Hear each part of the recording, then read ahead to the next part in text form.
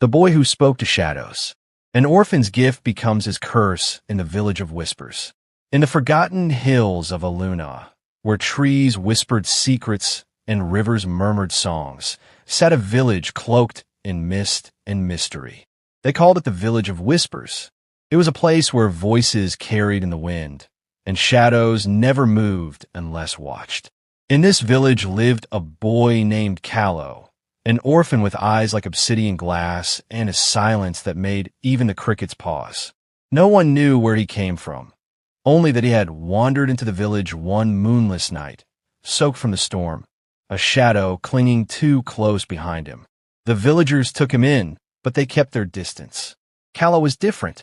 He never laughed, never cried, and often stared into corners as if someone stood there. By the time he turned 10, strange things began to happen. Candles flickered when he passed. Doors creaked open without wind. And most hauntingly, he was often found speaking softly to darkened corners, murmuring things like, "No, I don't want to play today. Leave her alone. She's done nothing wrong. Please stop whispering." At first, they thought he was mad. But then, shadows began to answer. Not with words, but with movement. They slithered up walls, formed shapes of beasts and people, and sometimes mimicked villagers with eerie accuracy. One night, the baker's son followed Kalo into the forest. He returned pale and trembling, saying he saw Kalo talking to a wall of shadows that bowed to him. The next morning, the village elder summoned the boy.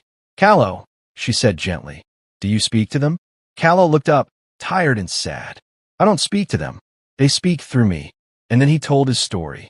When he was a baby, Kalo's mother had been accused of witchcraft and killed by fire. As she burned, she whispered an ancient prayer, casting her gift, her curse, onto her child. Kalo could hear and speak with shadows, the memories of those long gone, the echoes of pain, the voices of the forgotten. To him, shadows weren't just darkness. They were witnesses to every crime, every betrayal, every broken heart.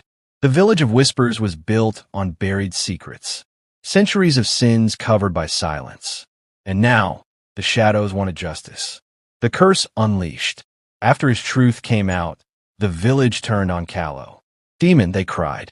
"Which child?" They locked him in a shed at the edge of town, hoping the forest would claim him.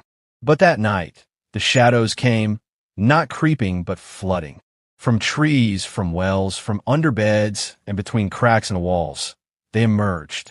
They whispered every truth the village had tried to hide.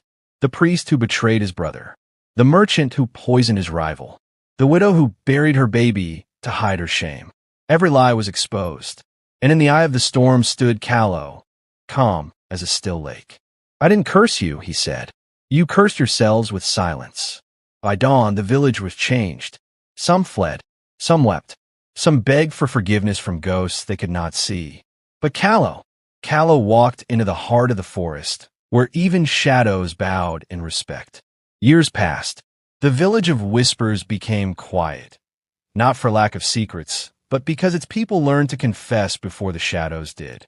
And in the deepest part of the woods, a boy-turned-man watched over the realm of light and dark.